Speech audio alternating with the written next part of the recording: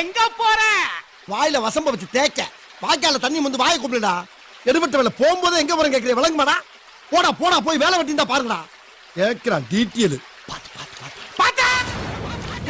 ஏண்டா நல்லா தானே வந்துகிட்டு இருக்கேன், கொஞ்சம் சும்மா இருடா. இல்லப்பா, மேட்டூர்ல இருந்து தப்பிச்சு ராசா வைக்க வழியா ஒரு முதல்ல வல்ல பருத்தான். முதலையா? அட முதலைக்கு பிறந்தவனை இந்த முதலே சொல்லப்படாதா?